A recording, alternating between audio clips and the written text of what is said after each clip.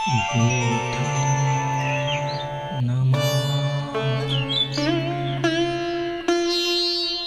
धम्मं नमः।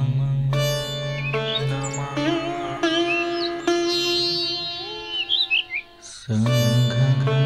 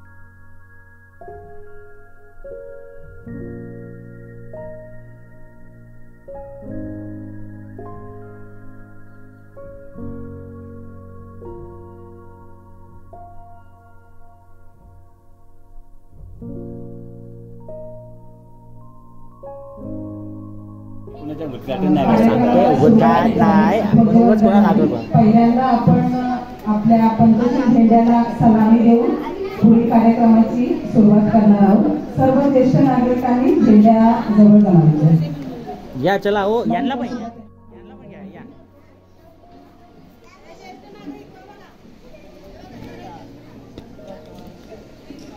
महिलांनी सुद्धा ध्वजाजवळ जाऊन उभं राहायचंय. सर्व महिला,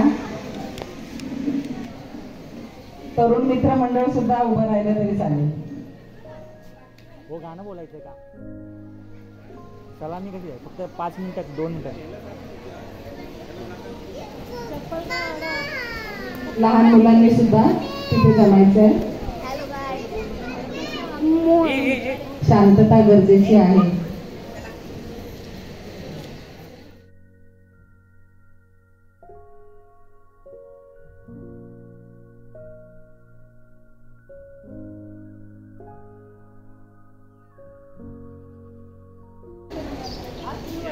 झेंड्याला सलामी देताना प्रत्येकाचा हात 2 मिनिटं म्हणजे सॅल्यूट पोझिशन मध्ये 2 मिनिटं राहावा. एक साथ विश्राम.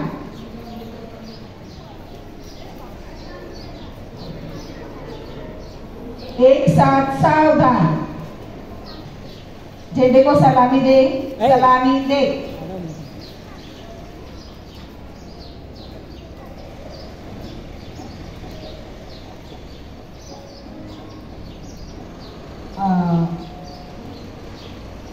ज्येष्ठ नागरिक म्हणजे तिथे आपले जाधव बाबा उभे आहेत. आपण त्यांच्या हस्ते आणि त्यांचे जे स्नेही मित्र आहेत प्रमोद दहिवले सर आणि थोरात सर यांच्या हस्ते या इथे ध्वजवंदन होत आहे. सर्वांनी हात खाली करा. 2 मिनिटं झालेली आहेत. ध्वजवंदन झाल्यावर जोरदार एक घोषणा होईल. ध्वजवंदनाची सुरुवात झालेली आहे.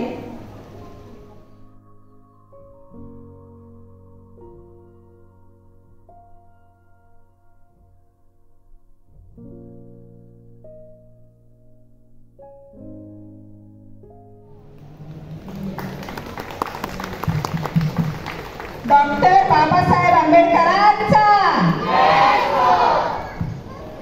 क्रांतीसूर्य प्रज्ञासूर्य महामानव स्त्रियांचे उद्धारक सिंबल ऑफ नॉलेज परमपूज्य विश्वरत्न डॉक्टर बाबासाहेब आंबेडकरांचा विजय असो.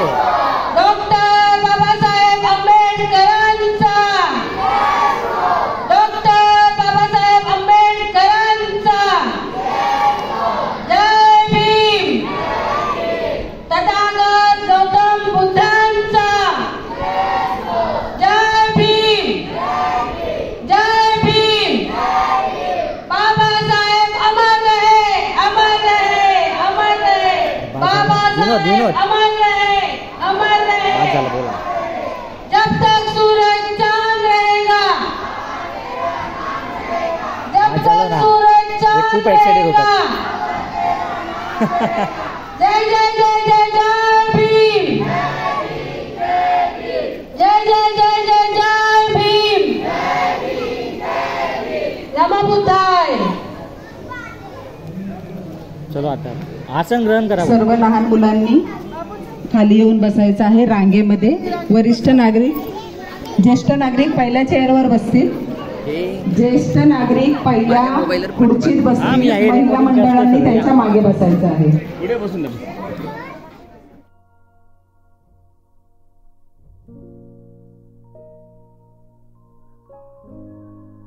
सर्व मुलांनी खाली बसायचं आहे. घ्यायचंय.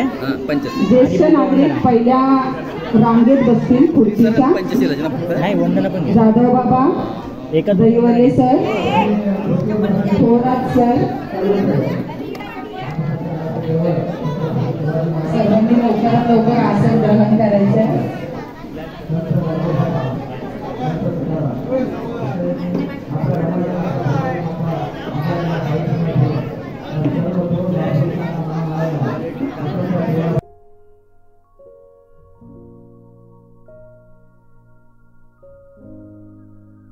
कार्यक्रमाला सुरुवात करत आहोत. पुरुष मंडळींनी लवकरात लवकर चेअरवर बसायचं आहे.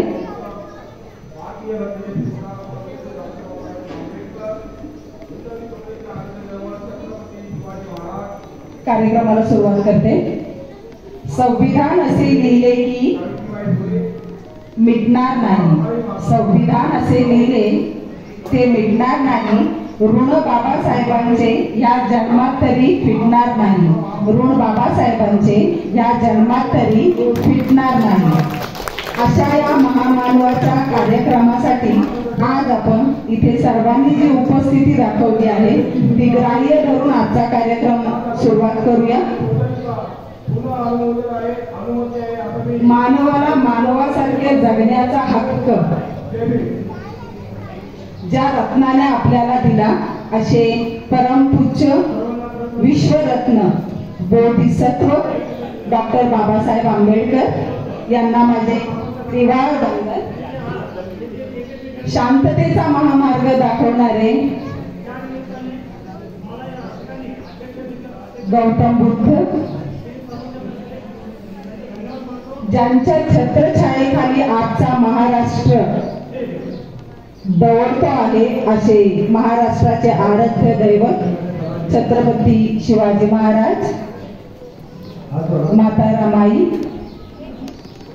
माता जिजाऊ, महात्मा ज्योतिबा फुले आणि अशा अनेक महान नेत्यांना माझे त्रिवार अभिवंदन. आजची ही जयंती डॉक्टर बाबासाहेब आंबेडकरांची 133वी जयंती आहे.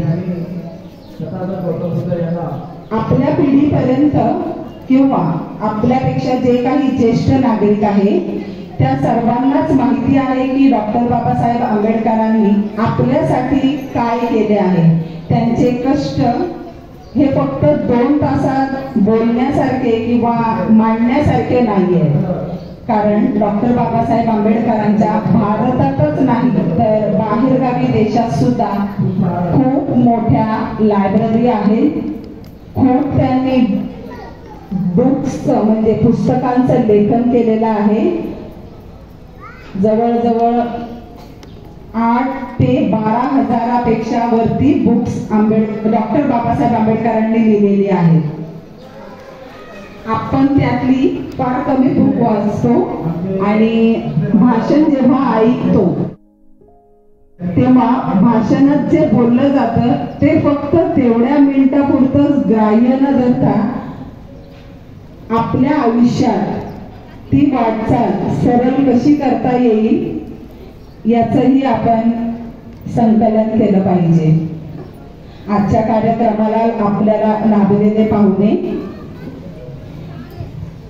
प्रमोद दहिवले सर आणि मनोहर थोरात सर यांचं आपण टाळ्यांच्या गजरात स्वागत करणार आहोत. धन्यवाद सर, तुम्ही तुमची हजेरी इथे दाखवल्याबद्दल आणि खूप मोलाचा वेळ तुम्ही आमच्या कार्यक्रमाला दिल्याबद्दल. मी प्रमोद दहिवले सरांना मंचाजवळ म्हणजे टेबल जवळ बोलवते, त्यांनी या आणि बुद्धांना पुष्प अर्पण करावं. दहिवले सर, पुष्प अर्पण करताना सर्वांनी टाळ्यांच्या गजरात स्वागत करायचं आहे आपल्या बुद्धांचं आणि आलेल्या पाहुण्यांचं.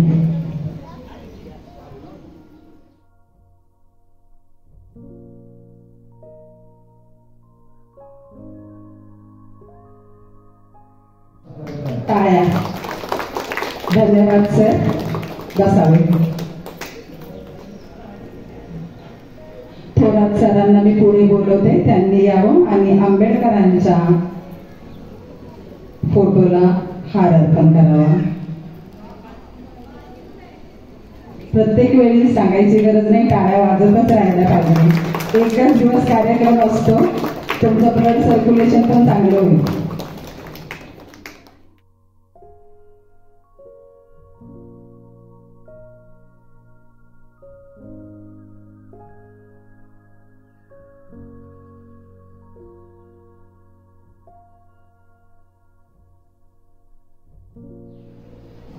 डॉक्टर बाबासाहेबांना आपण हार चढवतो, पण त्यांनी त्यांच्या आयुष्यात कधी हार मानलेली नाहीये.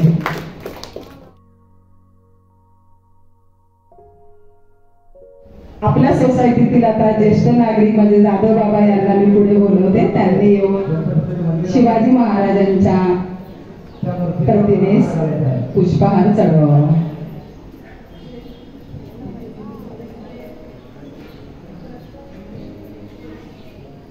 टाळ्या वाजत राहिल्या पाहिजे.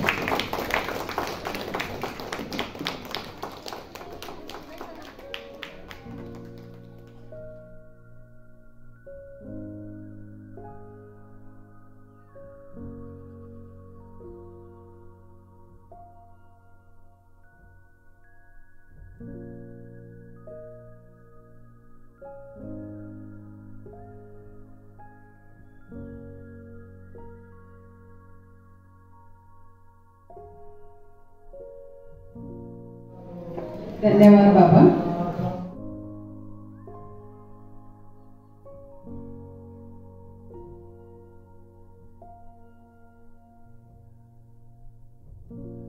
जाधवबाईंनी पुढे येऊन मेणबत्ती प्रज्वलित करावी.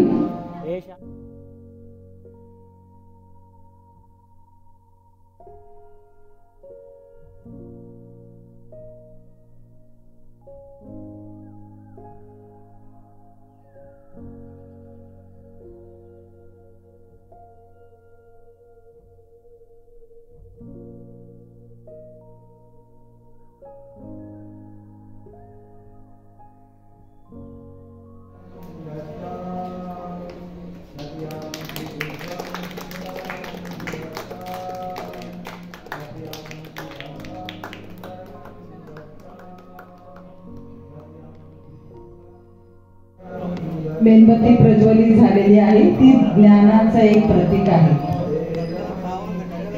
सावंत बाबा, दत्ताराम सावंत बाबा यांनी पुढे येऊन अगरबत्त्यांना प्रज्वलित करून या कार्यक्रमाची शिवशोभा वाढवावी. सावंत बाबा.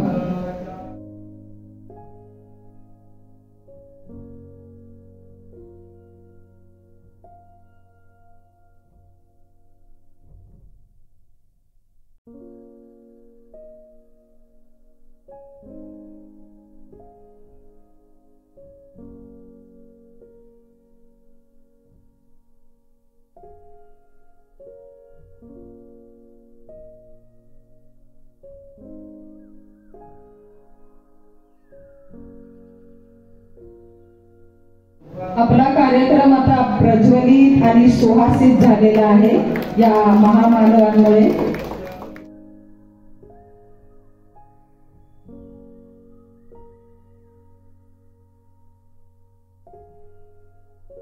धन्यवाद बाबा.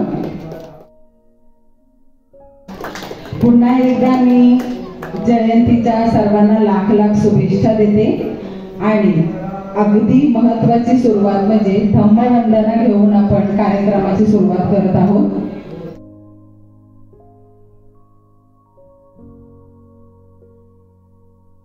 मी धम्मवंदनेसाठी बोलू इच्छिते. टपालभाऊ धम्मवंदना सुरुवात करतील, पण प्रत्येकाने त्यांच्या ओळींना साथ द्यायची आहे.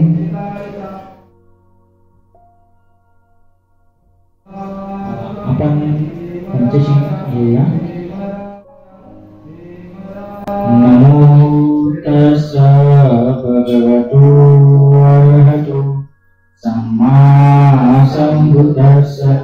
नमो तस्स भगवतो अरहतो सम्मा सम्बुद्धस्स.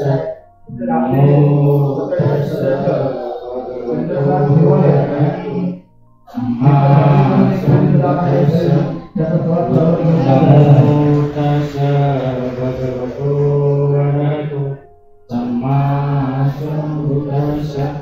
बुद्धं शरणं गच्छामि, धम्मं शरणं गच्छामि, संघं शरणं गच्छामि, द्वितीयं बुद्धं शरणं गच्छामि, तृतीयं धम्मं शरणं गच्छामि, तृतीयं संघं शरणं गच्छामि, तृतीयं बुद्धं शरणं गच्छामि, तृतीयं धम्मं शरणं गच्छामि, तृतीयं संघं शरणं गच्छामि.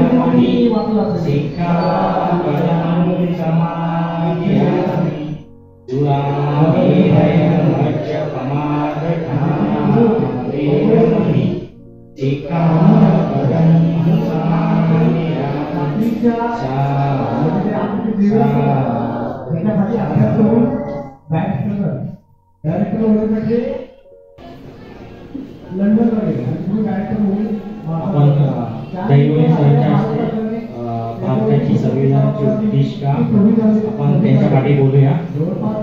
सगळ्यांना वाटतं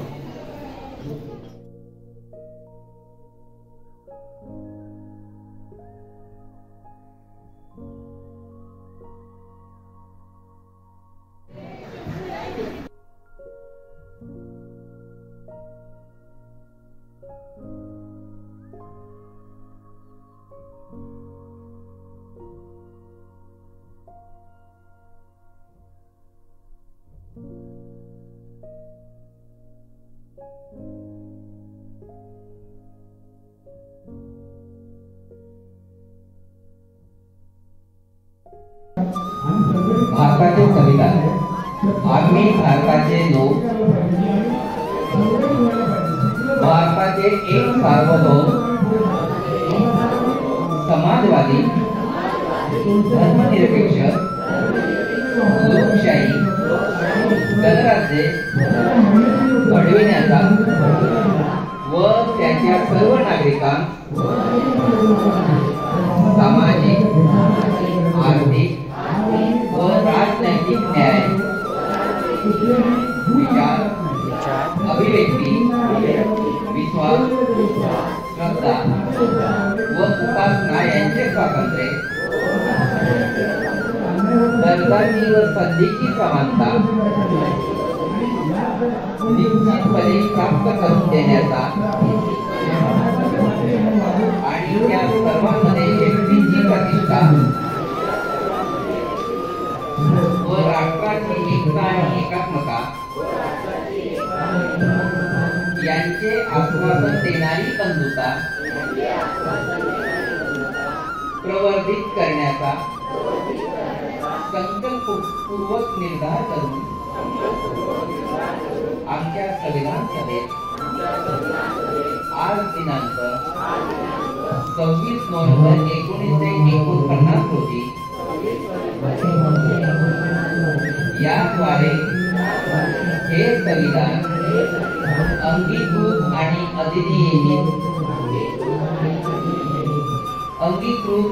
अधिनियमित करून स्वतः प्रत अर्पण करीत आहोत.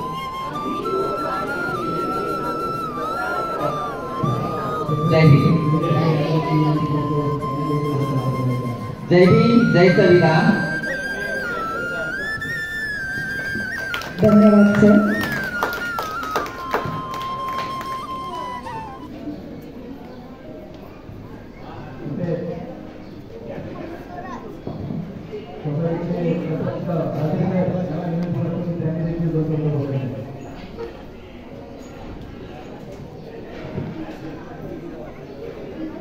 भारताच्या या पावन धर्तीवर एक रत्न जन्मले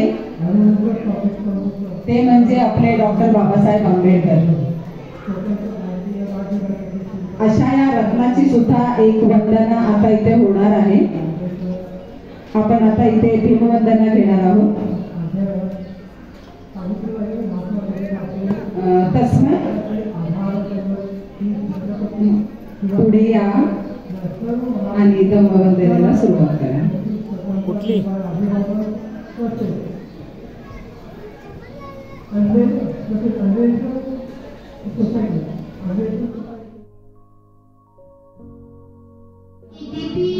सो भगवान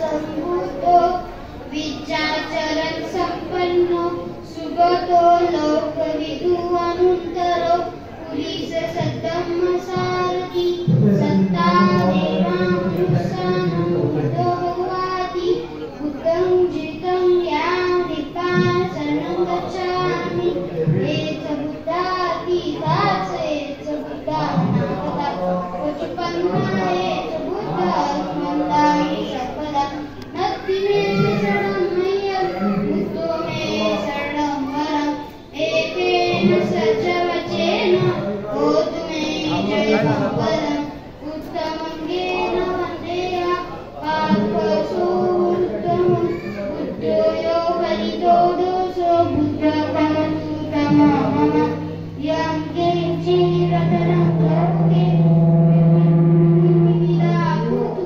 रतनबुद्धसमन्नति तस्मासोति भवन्तु ते. आर्या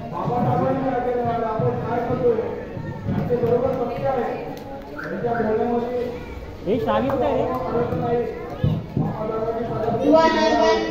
वनगन्धगुणोपेतं एकं कुसुमसन्तति पूजयामि मुनिदर्शं श्रीपादसरोजे पूजेनिभूतं कुसुमेन नेन कुवेन मेघेन लभामि मोक्षं पुष्पं विलायति यदा इदं मे कायो तथा याति विनाशभावो वनसारपरितेन दीपेन तमदा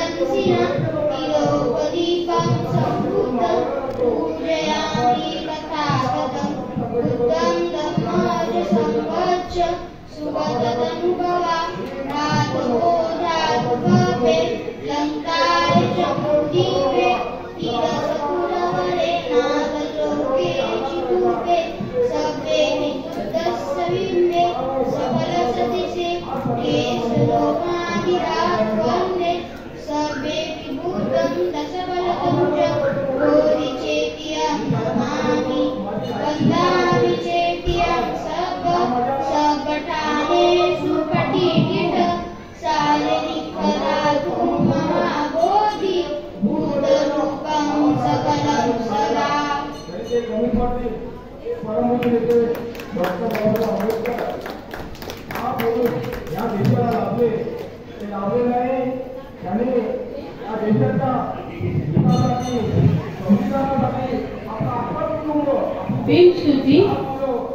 दिव्य प्रभरत्न तू साधु वरदान तू आद्य कुलभूषण भीम राजा सकल विद्यापती ज्ञान सत्संगती शास्त्र शासनपती बुद्धी तेजा पंकजा नरवरा रक्त स्वजनोद्धरा भगवंत आमचा करा भक्त काजा चौदार संगरी शस्त्रधरी ताकरी बाबला हरिपुरी रौद्र रूपा मुक्तिपंथ कोणिता जिन्न स्मृती जाळीता उजळला अगतिका मार्ग साजा राष्ट्रघटनाकृती शोभते भारती महामानव बोलती सार्थ संज्ञा शरणबुद्धास शरण धम्मास शरण संघास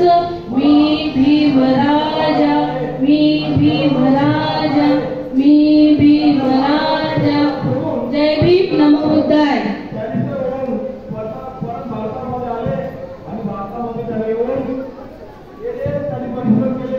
आपल्या दैवतांना पुष्पहार प्रार्थना मेणबत्ती अगरबत्ती सगळं मानाने अर्पित झालेलं आहे. त्यांचं स्वागतही आपण खूप थाटात केलेलं आहे. आलेल्या पाहुण्यांचं सुद्धा आपल्या आराध्य देवतेनंतर आपण स्वागत करणार आहोत. जाधव बाबा पुढे या आणि प्रमोद दहिवरे सरांचं एक पुष्प देऊन स्वागत करा.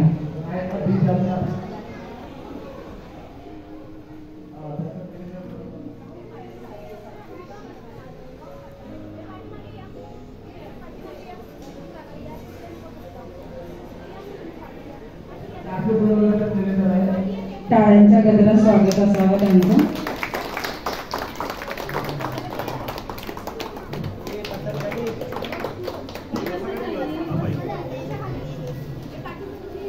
धन्यवाद सर.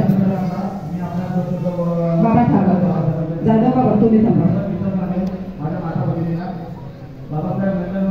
दुसरे जे स्नेही आपल्याला लाभलेले आहेत मनोहर थोरात त्यांना मधुकर थोरात यांनाही आपण पुष्प देऊन स्वागत करीत आहोत.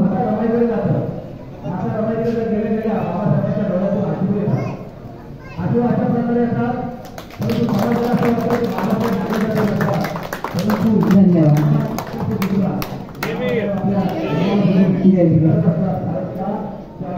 डॉक्टर बाबासाहेब आंबेडकरांबद्दल बोलण्यासारखं बरंच काही आहे, पण त्यातल्या त्यात एक महत्वाचं म्हणजे त्यांचे जे व्यक्तिमत्व होतं ते अष्टपैलूंचं होतं. अष्टपैलू म्हणजे त्यातलं सगळ्यातलं सगळंच त्यांना येत होतं.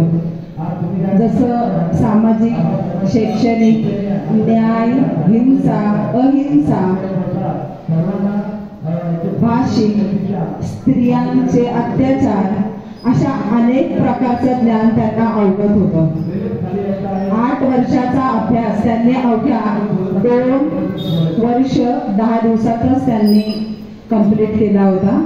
असा हा विद्वान पुरुष आपल्या वाट्याला आला याचा अभिमान आहे मला. कारण जे ऐकतं मिळतं त्याची कोणाला किंमत नसते, पण हे जे आपल्या वाट्याला आहे ते आपल्या बाबासाहेबांच्या कष्टाचं आहे.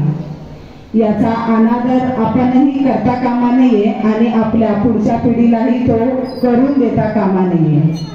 ज्यांना कर्तव्याची जाणीव नसते त्यांना कर्तव्याची जाणीव करून देणे हे आपलं कर्तव्य आहे. त्यासाठी आपल्याला त्यांच्या अभ्यासाचा पूर्णपणे अवगत असणे गरजेचे आहे. कारण ही नवी पिढी विचारत राहते की मागासवर्गीय काय किंवा SC म्हणजे काय, तर त्याच्यात लाज वाटण्यासारखं काहीच नाहीये. आपण आपलं जे आजचं स्थान आहे ते सर्वात उच्च स्थान आहे आणि ते फक्त डॉक्टर बाबासाहेब आंबेडकरांमुळे आहे. आपण तळागाळातून 15व्या माळ्यावर किंवा आज 35व्या माळ्यावर त्यावर कसं पोहोचलो हे त्यांना कळणं गरजेचं आहे. आज तुम्ही आम्ही जे काही सोनं चांदी घालतो किंवा एवढ्या कडक कपड्याच्या इस्त्रीमध्ये फिरतो, याचा सर्व श्रेय एकमेव एक पुरुष एक द्रोणाचार्य आपल्यासाठी म्हटला तर तो म्हणजे फक्त डॉक्टर बाबासाहेब आंबेडकर.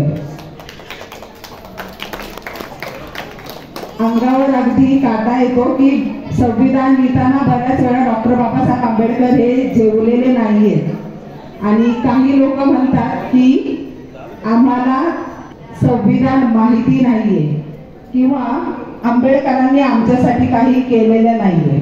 मला तर असं वाटतं एवढं जे बोलतात त्यांनी त्यांची पुस्तकं वाचावी किंवा त्यांचा कुठेतरी अभ्यास कमी पडत असेल तो त्यांनी पूर्ण करावा आणि मग ही वाक्य बोलावी. कारण आंबेडकरांनी स्त्रियांच्या गरोदरपणाच्या सुट्ट्या, कामगारांचे 18 तासाचे 8 तास किंवा 9 तास, पेन्शन, भत्ता, मेडिक्लेम जो आता सध्या चालू झाला पण आंबेडकरांनी तो फार पूर्वीच लिहून ठेवलेला, RT सारखी सुविधा ही पण फार हल्ली म्हणजे 4 वर्षातच चालू झालेली आहे. आता सुरुवात करता करता बरेच काही डिसिजन गव्हर्नमेंट घेत आहे. लेट का होईना त्या सुविधा आपल्यापर्यंत पोहोचत आहे. आपण त्या सगळ्या सुविधांचा आदर आणि मान सन्मान ठेवला पाहिजे. लाज वाटण्याची काहीच गरज नाहीये. जय भीम बोलताना आपली मान खाली न जाता अभिमानाने वरती गेली पाहिजे. कारण संविधान लिहिणारा आपला बाप होता आणि संविधान लिहिलं नसतं तर ब्रिटिशांनी आपल्याला पायदळी तुडवलं असतं. हे 100% तेवढंच सत्य होतं.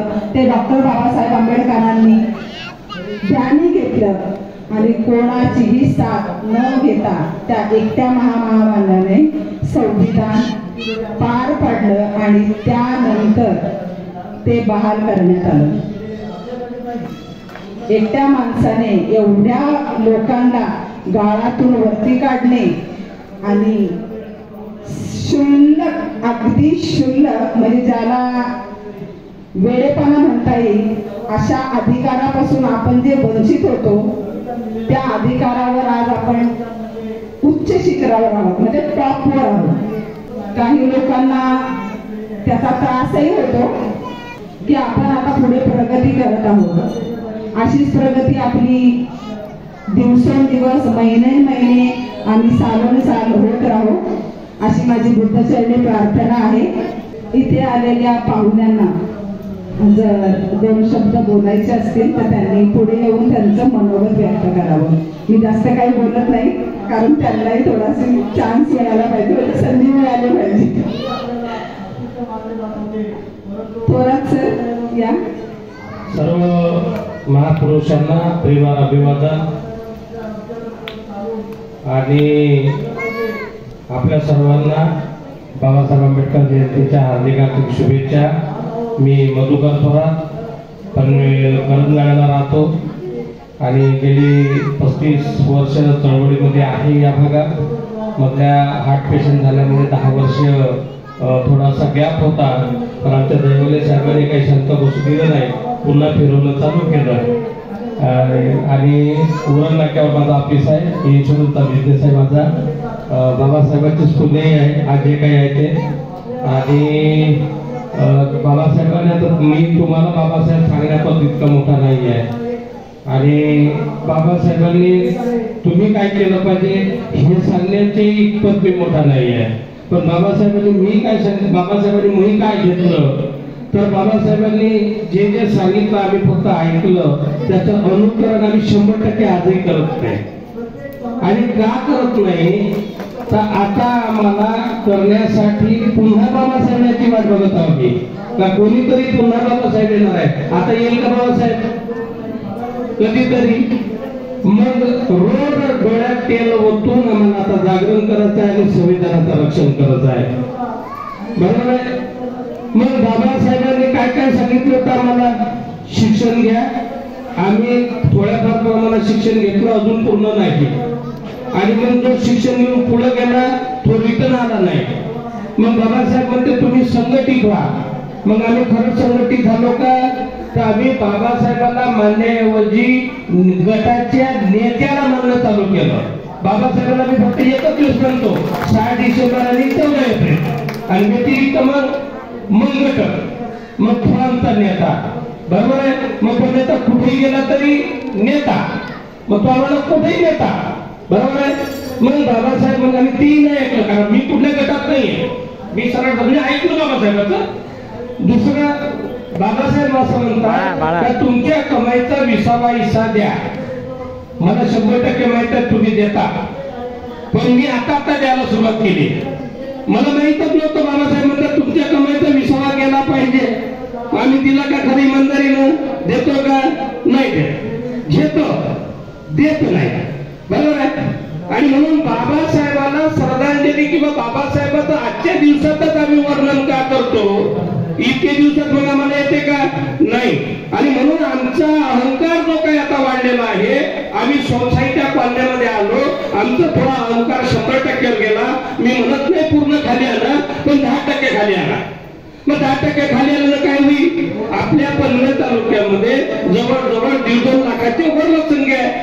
खाली आणला तर आणला नाही तर नाही ना, पण खाली जर आणला तर आमचा अहंकार थोडासा जर आणला खाली 10%, 90% नका आणू, 10% जर आणला तर 1.5-2 लाखाची लोकसंख्या होईल.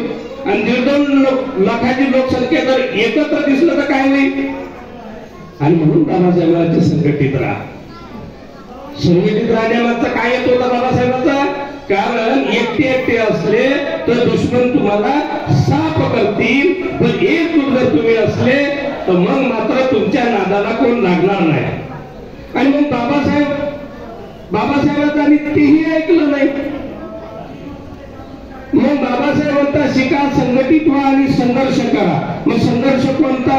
पुतळा पाडला का संघर्ष आमचा? हातपाय तोडला, अन्याय अत्याचार झाला, अन्याय अत्याचार थांबले का? तुम्ही करोडोच्या संख्येत आहे, मग शासन घाबरते का? नाही. कारण आम्ही फक्त संघटित अन्याय अत्याचारासाठीच नाही झालो पाहिजे. मग बाबासाहेब 1927 साली सांगतात तुमच्या समाजाची अर्थव्यवस्था एवढी मजबूत करा का तुमच्याकडे बघताना सुद्धा विरोधक घाबरले पाहिजे. बरोबर आहे. तुम्ही ऐकलं का नाही ऐकलं मी काही तुम्हाला म्हणणार नाही, पण मी ऐकलं. मी 30 वर्ष तळवडीत काम केल्यानंतर हार्ट पेशंट झालो, घरात थांबलो, विचार केला का मी पनवेलला रिक्षा चालवतो. काय चालवतो? रिक्षा. आणि मग रिक्षा चालवून मी एवढं ज्ञानाचं काम करतो, लोक ऐकतच नाही. मला काही थोडाफार बाबासाहेब सांगते तर तोडके मोडके लोक ऐकतात आणि नंतर असे विचार करतात रिक्षा चालवते. बरोबर आहे का नाही? मग थोडा रिक्षा चालवत असताना व्यवसायामध्ये घुसलो आणि व्यवसाय करत असताना बाबासाहेबांच्या पुण्यानं एक पायरीवर चढ चाललो. पूर्ण नाही, चाललोय पण. आणि म्हणून बाबासाहेब असे म्हणतात अर्थव्यवस्था मजबूत करा. ज्या माणसाकडे 2009 पर्यंत 10,000 रुपये कसे असतात बघितले नाही, परंतु आता मात्र 10 वर्षात 1.5 लाखाच्या वर पुढे गेलेला आहे. त्याच्यामुळे आता रिटर्न होऊन नाही. आणि म्हणून गरिबी मुक्त यांचा समाज झाला पाहिजे. म्हणून पहिल्यांदा बचत करा. विशेष जेवढी बचत करता येईल जास्तीत जास्त बचत करा आणि वायफळ खर्च थांबवण्याचा प्रयत्न करा. मी वायफळ खर्च थांबवण्याचा प्रयत्न करतोय. म्हणजे मी तुम्हाला सांगतो असं नाहीये, आपल्यापासून वागावं लागते. आणि म्हणून आज जीवनामध्ये आता यानंतर आम्हाला सर्वांना एकजूट होऊन जगावं लागेल. कारण वेळ वैराची जास्त प्रमाणात आलेली आहे. आज काळी रात्र, बाबासाहेब त्यावेळेला म्हटलं होतं का काळी रात्र आहे, आता काळ्या रात्रापेक्षा मोठी काळी रात्र यायला लागली बंधूंनो. आणि म्हणून येणाऱ्या कालावधीमध्ये आम्हाला मोठ्या शक्तीनिशी म्हणून आमच्या भाऊबंधाला जवळ करा, नातेवाईकाला जवळ करा, एकजुटीने वागा. आणि पुढे जर आम्ही सर्व संघटित झालो तर मग मात्र विरोधकांचा आमच्याकडे बघण्याचा दृष्टिकोन बदलेल. एवढं बोलून या ठिकाणी मी थांबतो. चुकलं असेल तर आपला भाऊ, बाबा, दादा, लहान मुलं समजून माफ करा. जय भीम, जय भारत. आणि खास करून त्या मुलाचं फार कौतुक करतो की ह्या मुलानं वंदना म्हणून दाखवली. आणि ह्या सगळ्या मुलांना वंदना येण्यात जर तुम्ही रोज एकत्र आणलं तर याची वंदना यांच्या सगळ्यांच्या पाठ होईल. तुम्हाला जास्त बाबासाहेब सांगण्याची गरज लागणार नाही, कारण बाबासाहेबांचं परिवर्तन त्याच्यात स्टार्ट झालेलं आहे. आणि म्हणून आमच्या या ताईचंही एक अभिनंदन करतो का त्यांनी सूत्रसंचालन खूप सुंदर केलं. असे एक हिरे आमच्या समाजामध्ये आहेत, त्यांचंही कौतुक करतो. आणि तुम्हाला सर्वांना पुण्याच्या सोसायटीच्या सर्व सभासदांना शुभेच्छा देतो आणि या ठिकाणी थांबतो. जय भीम, जय भारत. धन्यवाद सर, अतिशय सुंदर भाषण होतं. बाबांचं भाषण म्हणजे सरांचं भाषण हे प्रेरणा देणारं आहे. तुम्ही जर तुमचा समाज सोडून, मी असं नाही म्हणत आहे की तुम्ही तुमचा समाज सोडा आणि परक्या समाजाला जाऊन भेटू नका, पण तुमच्या मनात तुमच्या समाजाचा आदर हा असलाच पाहिजे. समोरच्याला जर असं वाटलं की याला याच्या जातीचं किंवा समाजाचं काहीच नाहीये, तो मध्यरात्री उठून सुद्धा तुमचं थोबाड फोडायला कमी करणार नाही. कारण त्याला माहितीये तुम्ही तुमच्या समाजाच्या जवळ नाहीये, तुम्ही आमचेही नाहीये, म्हणजे तुमचं कोणीच नाहीये, म्हणजे तो तुम्हाला चपकवू शकतो. म्हणून आपण जिथे जन्माला आलो तिथं मुळं ही रुजलीच पाहिजे. म्हणजे धर्म, मित्र मंडळी, पार्टी, मज्जा ही समाजात नाही होते किंवा धर्मात नाही होते, ती फक्त आपण मित्रमंडळींमध्ये करतो. मित्रमंडळींना जात, धर्म, वंश, परंपरा ही लागलेली नसते. पण जेव्हा आपण समाजात येतो तेव्हा ज्या माणसाला आपण कधीच भेटलो नाही त्याला सुद्धा आपण जय भीम घालतो. त्यामुळे धर्माचं मूळ हे आपल्या हातात असतं. फक्त स्वार्थीपणाने फायदा करून घेणं आणि कोणी काय केलं असं बोलणं खूप सोपं आहे. कारण आपण सकाळी 4 वाजता उठतो, 4 चपात्या लागतो आणि जर एक भाकर दुपारी टाकली नाही तर सासूला बोलतो काही समजतच नाही मी सकाळी उठल्यापासून काय करते. पण हेच डॉक्टर बाबासाहेब आंबेडकरांनी त्यांच्या लहानपणापासून ते मरेपर्यंत जे कष्ट घेतलेले आहेत ते त्यांनी पुस्तकात लिहिलेले आहेत. ते कोणाला सांगत बसलेले नाहीये. त्यामुळे त्यांची लिहिलेली जी पुस्तकं आहेत ती तुम्ही आवर्जून वाचा. आपल्या धर्माचं पाहिजे तेवढं ज्ञान घ्या आणि तुमच्या नवीन पिढीला द्या. तुम्ही जर तसं केलं नाही तर नक्कीच आपला समाज मागे येईल आणि आपल्यासाठी जसं काही सरांनी सांगितलं आंबेडकर पुन्हा जन्माला येणार नाही. तर आलेल्या रत्नाला विश्वरत्न म्हणूनच शेवटपर्यंत बरोबर देणं हे आपल्या सर्वांचं काम आहे. जोपर्यंत एकी दिसणार नाही तोपर्यंत एकी टिकणारही नाही. प्रमोद सर शैक्षणिक स्तरावर थोडी माहिती देतील, ती सर्वांनी शांतपणे ऐकून घ्यावी. महाकारुणिक तथागत भगवान गौतम बुद्ध, महाराष्ट्राचे आराध्य दैवत छत्रपती शिवाजी महाराज, बोधिसत्व परमपूज्य डॉक्टर बाबासाहेब आंबेडकर आणि उपस्थित इथं असलेले माझ्या बौद्ध बंधू आणि भगिनी, आज परमपूज्य डॉक्टर बाबासाहेब आंबेडकर यांचा 133वा जयंती सोहळा महालक्ष्मी गार्डन या सोसायटीमध्ये साजरा करत आहोत. आणि हा साजरा करताना मला खूप आनंद आहे, कारण हे जे लहान मुले आहेत हे आपलं अनुकरण करतात आणि अनुकरण केल्यानंतर त्यांच्यामध्ये ही जागृती निर्माण होते की बाबा बाबासाहेबांनी आमच्यासाठी काय केलं. नाहीतर आपण त्यांच्यावर आपले संस्कार केलेले नाही. भगवान गौतम बुद्ध सांगितलं नाही, बाबासाहेब आंबेडकर सांगितलं नाही, तर ते जसे तसेच राहते. त्यासाठी मला हा इथला कार्यक्रम अतिशय महत्वाचा वाटतो की हे संस्कार आपल्या लहान मुलावरती होणे फार गरजेचं आहे. ज्या कुटुंबामध्ये आई वडील मराठीत बोलतात त्याचप्रमाणे ते मुलं मराठीचं अनुकरण करतात आणि सर्वात पहिले मराठीत बोलायला सुरुवात करतात. ज्या कुटुंबामध्ये इंग्रजी बोलतात त्या कुटुंबामध्ये मुलं ही इंग्रजी बोलायला सुरुवात करतात. त्याचप्रमाणे ह्या मुलांनी इतर बुद्धवंदना, धम्मवंदना फार छान पद्धतीने इतर सादर केलेल्या मोठ्या श्रीमंत कुटुंबात ज्यांचे आई वडील खूप ऑफिसर आहेत त्यांच्या मुलांना सुद्धा येत नाही. याचं कारण एक आहे, मोठ्या लोकांना काय वाटते, श्रीमंतांना काय वाटते, बस आम्ही शिकलो झालं आमचं. जेव्हापर्यंत आपल्यातले बुद्धिवादी लोक सर्वसाधारण लोकांच्या जवळ येत नाही तेव्हापर्यंत आपली अजिबात प्रगती होणार नाही. आणि याच्यासाठी काय कारण असेल तर आपली संघटना नाही. कितीही लोकांनी सांगितलं, खूप उपदेश केलं, पण आपले लोक एकत्र. आतापर्यंत ख्रिश्चन किंवा मुसलमान यांच्यावर अन्याय कमी होता.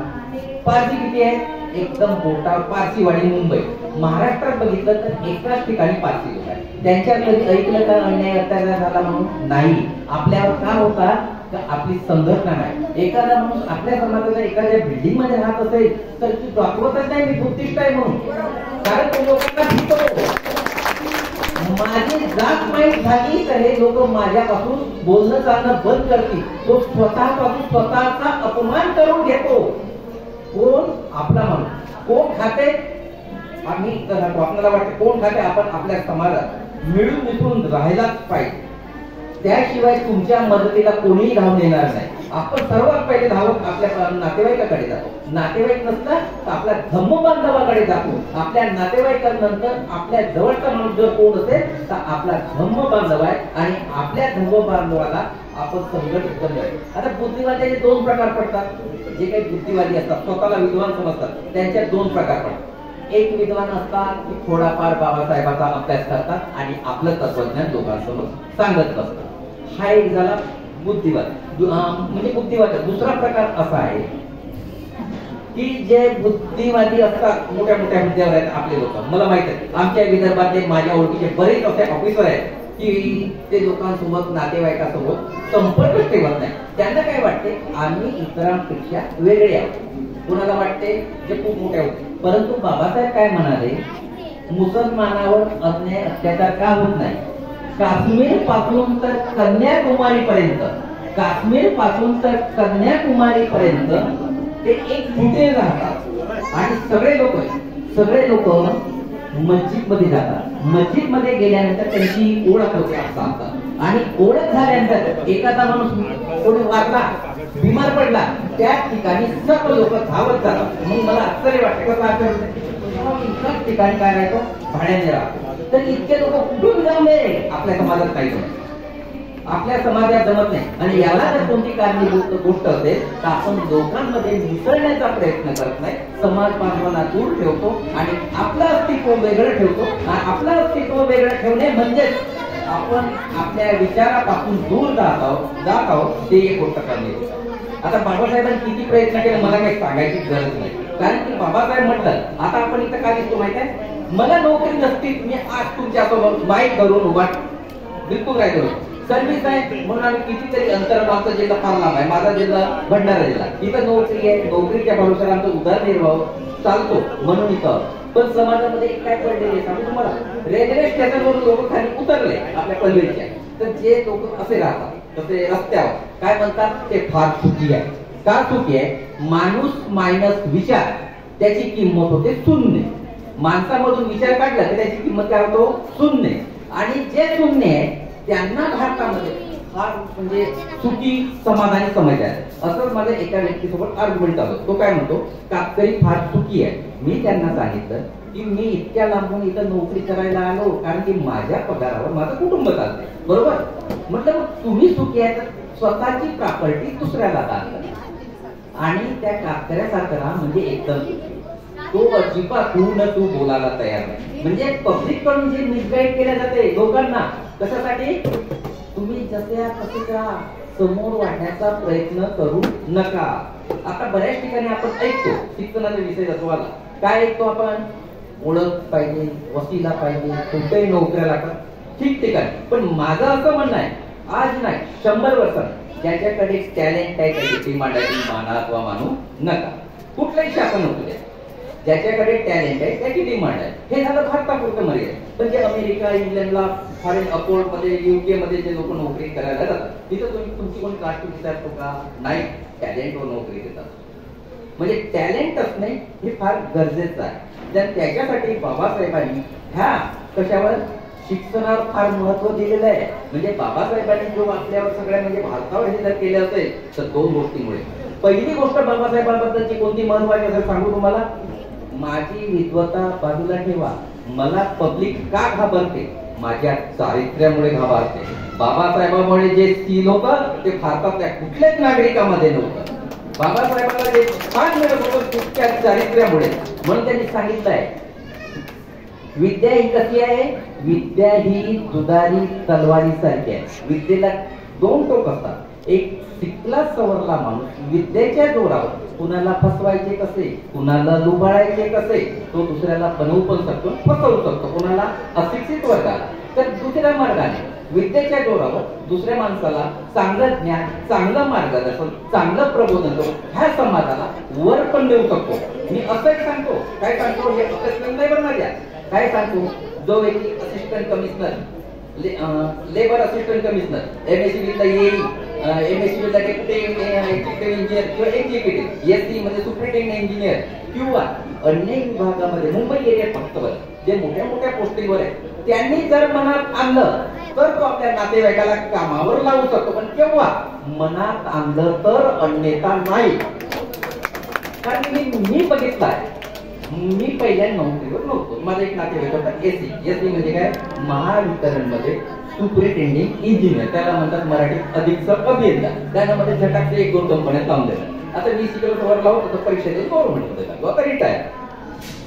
पण हे केव्हा शिकल्या सवरल्या माणसांनी मनात आणलं तर तो, मी असं नाही म्हणत समाजाचं भलं हे नाही म्हणत, प्रत्येक माणसाचे नातेवाईक हे गरीब आणि श्रीमंत, बरोबर.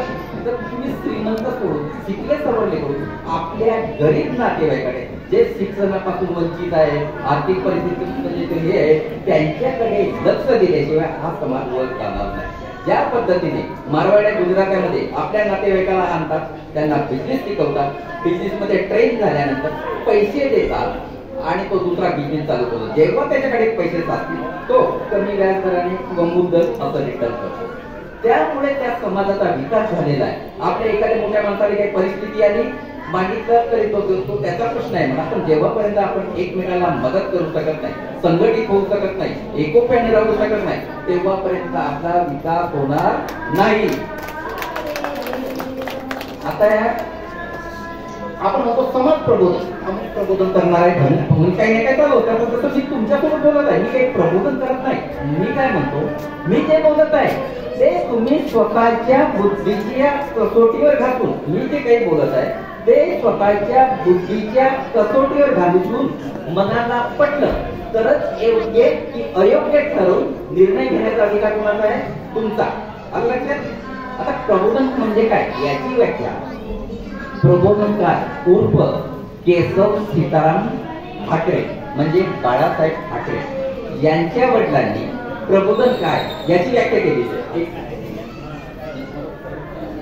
बाळासाहेब ठाकरेचे वडील प्रबोधनकार उर्फ केशव सीताराम ठाकरे हे सांगतात, काय सांगतात, समाजाचे हित,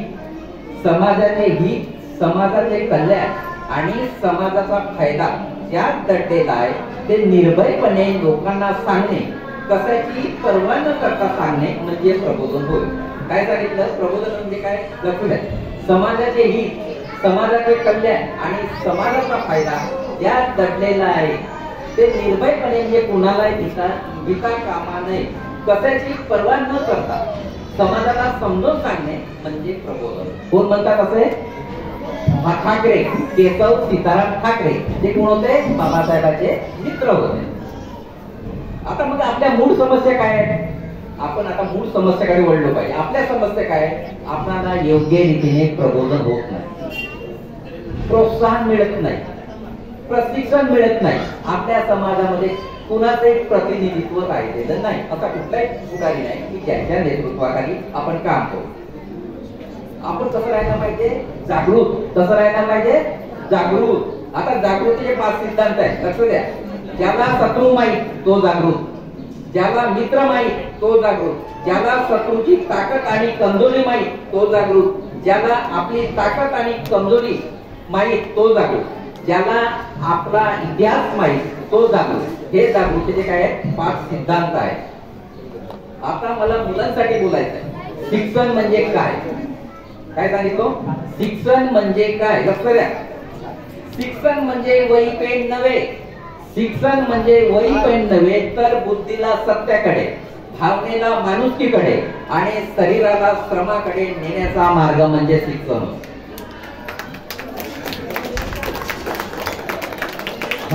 दुसरी व्याख्या सांगतो, दारिद्र्य निर्मूलन करण्याचे प्रभावी धारदार हत्यार म्हणजे शिक्षण. काय सांगितलं? दारिद्र्य निर्मूलन करण्याचे प्रभावी धारदार हत्यार म्हणजे शिक्षण. जो मरेपर्यंत शिक्षण घेण्याची इच्छा बाळगतो व त्याचप्रमाणे वागतो म्हणजे शिक्षण. कुठलाही माणूस मरेपर्यंत पूर्णतः परिपूर्ण नसतो व कधीही कुणाचं शिक्षण संपत नसतो. मरेपर्यंत माणूस शिकतच बसतो. भारतातील दलित पददलितांच्या दैन्यावस्थेवर उपाय म्हणजे शिक्षण. आलं लक्षात? भारताच्या दलित पददलितांच्या दैन्यावस्थेवर उपाय म्हणजे शिक्षण. दीनदलितांचं दैन्य संपविणारा एकमेव मार्ग म्हणजे शिक्षण. शिक्षण म्हणजे ज्ञान आणि प्रज्ञा यांचा सुरेख संगम म्हणजे शिक्षण. बाबासाहेबांचे शिक्षण विचार. प्राथमिक शिक्षण हा राष्ट्रीय प्रगतीचा पाया असला पाहिजे. जेव्हापर्यंत बेसिक आहे, बेसिक म्हणजे काय? जसं घराचा पाया असतो तसा लहान मुलाचा पाया काय आहे? आपला पाया काय आहे? तर प्रायमरी एज्युकेशन. आपलं प्रायमरी एज्युकेशन कसं असलं पाहिजे? एकदम भक्कम. त्याच्यावर आपल्याला चांगलं नीट उभा राहता आलं पाहिजे. म्हणजे जेव्हापर्यंत आपला पाया मजबूत नसतो तेव्हापर्यंत आपण स्ट्रॉंग होऊ शकतो. शिक्षण देणे हे सरकारचे आद्य कर्तव्य, जबाबदारी आहे. प्रत्येक माणसाला काय मिळालं पाहिजे? शिक्षण मिळालं पाहिजे. आणि शिक्षण असल्याशिवाय तो जाणून घेऊ शकत नाही काय चांगलं, काय वाईट, काय योग्य, काय अयोग्य हे त्याला जाणून घेण्याची त्याच्यामध्ये पात्रता राहत नाही. म्हणून प्रत्येक जनतेला शिक्षण देणे सरकारचं काय आहे? कर्तव्य आहे. शिक्षणाच्या अंमलबजावणीत सरकारी भूमिका महत्वाची आहे. आता आपलं गव्हर्नमेंट काय करत आहे? लक्ष द्या. सरकारी शाळा बंद करत आहे. कशासाठी? फक्त श्रीमंताचे मुलं शिकले पाहिजेत आणि गरिबाचे मुलं जसे आहेत तसेच राहिले पाहिजेत. यासाठी आपल्या बऱ्याचशा ज्या शाळा आहेत त्या बंद करायच्या. तुम्ही कुठेही शिकवा, कोणत्याही शाळेत. मी तर कधी कधी बोलण्याच्या ओघात असा बोलतो, ज्या शाळेमध्ये शिक्षक नसेल तरी तो मुलगा हुशार तो हुशार. कारण हिऱ्याला कुठेही टाका, कोयल्यात टाका, खदानात टाका, कुठेही टाका, जिथं हिरा टाका तिथं तो चमकणारच आहे. म्हणजे अशी शाळा पाहिजे, तशी शाळा पाहिजे. हे आपण करून ठेवलं कशासाठी? माझा मुलगा दिल्ली पब्लिक स्कूल मध्ये जातो, पैसे आहेत म्हणून, बाकी काय. पण जो हुशार आहे तो चमकणारच आहे. लक्षात ठेवा. सर्व सामाजिक चुकण्यावर जेवढं काही आपलं सामाजिक चुकून आहे, आपलं सामाजिक चुकून काय आहे? हा ऊस, हा नीट, हा गरीब, आम्ही खालचे ते वरचे, याच्यावर एकच उपाय. कोणता उपाय आहे? उच्च शिक्षण. हे याच्यावर एक औषध आहे. सर्व सामाजिक दुखण्यावर उच्च शिक्षण हे औषध आहे. आता कसं उपाय सांगतो तुम्हाला. एखाद्या ऑफिस मध्ये तुम्ही कार्यालय प्रमुख आहात, मनातून तुम्हाला मानत नसतील, पण तुम्ही आपल्या चेंबर मधून, आपल्या कॅबिन मधून कुठून बाहेर जात असेल तर सगळा स्टाफ तुमचा तुम्ही जाताना उभा होतो. म्हणजे तुम्हाला किंमत मिळाली की नाही शिक्षणामुळे?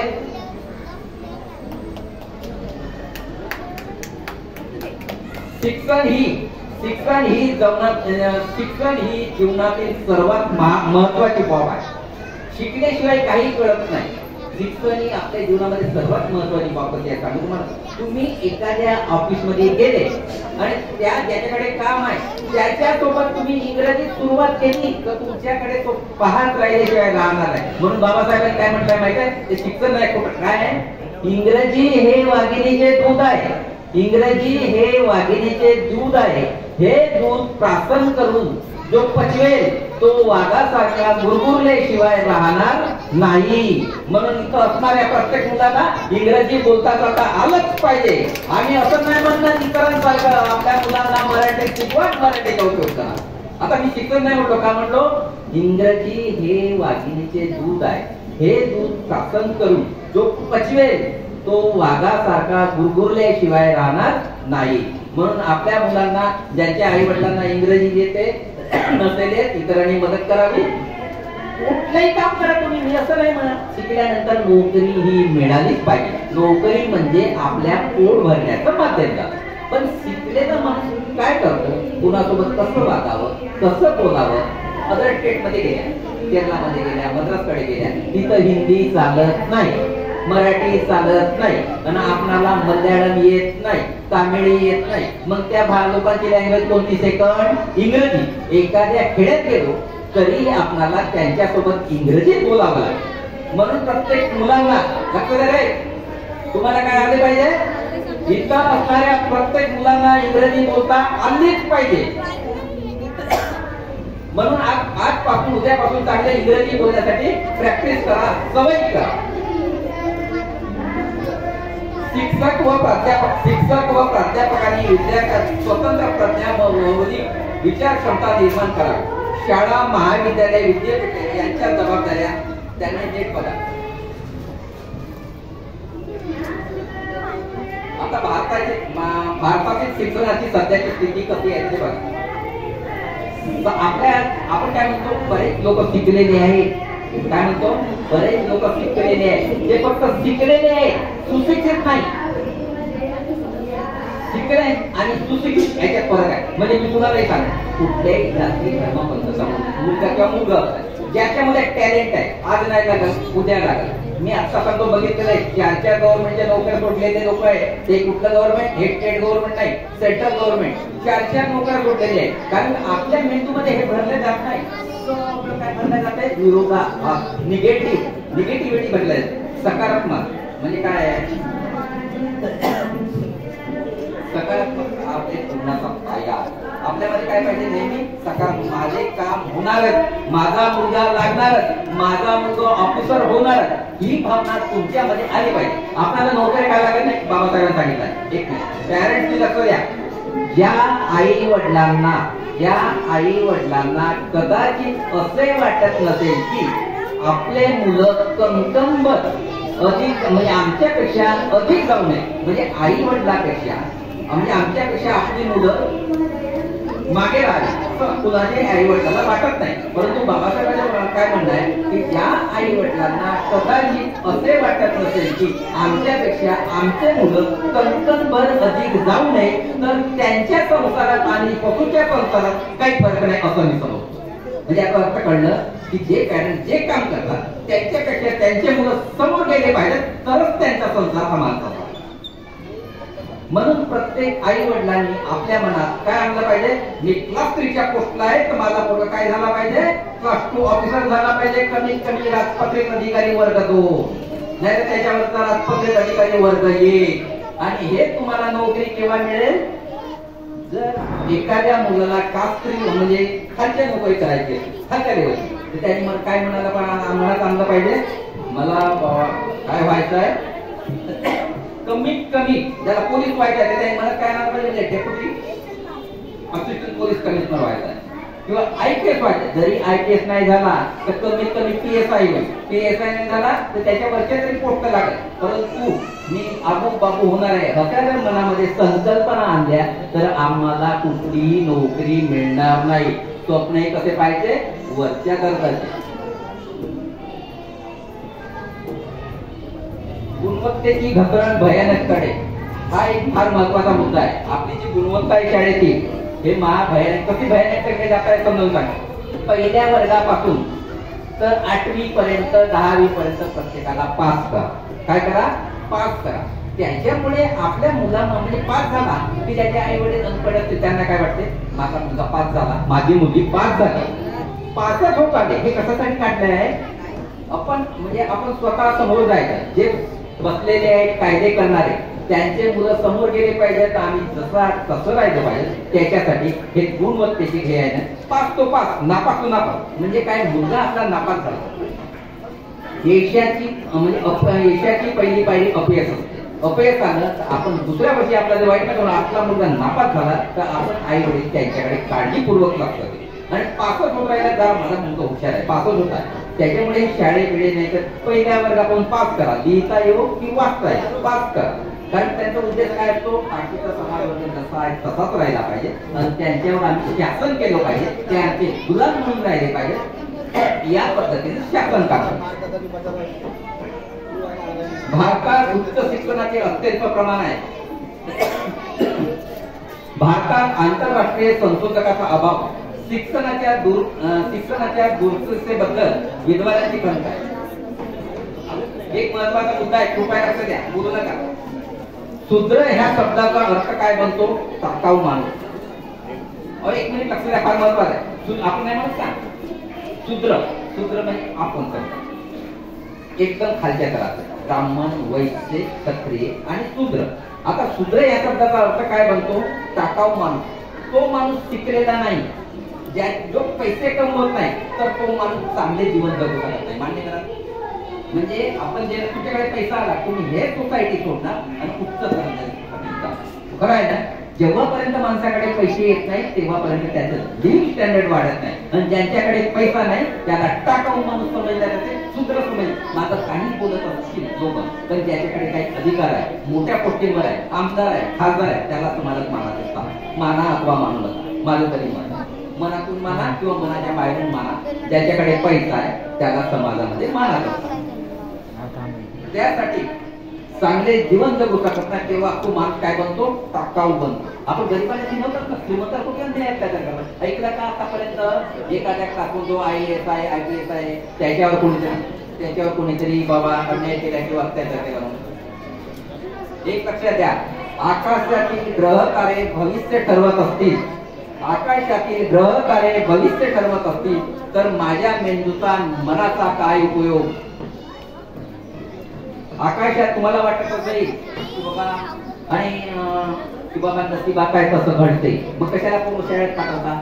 तकदीर आणि नसीब ह्या गोष्टी माझ्यावर कोणी सांगत होते, सर्रास होतो. ह्या दोन गोष्टीपासून मला सांगू नको आणि मला मागे नेण्याचा प्रयत्न तुम्ही प्रयत्न करा मनापासून. आज उद्या येईल तुम्हाला यश नक्कीच मिळेल. म्हणून सर्व मुलांनी चांगला मनापासून अभ्यास करायला पाहिजे. ज्ञानाचा अथांग सागर, ज्ञानाचा अथांग सागर म्हणजे बाबासाहेब आंबेडकर. इतकंच नाही तर अभ्यासासाठी काय काय केलं.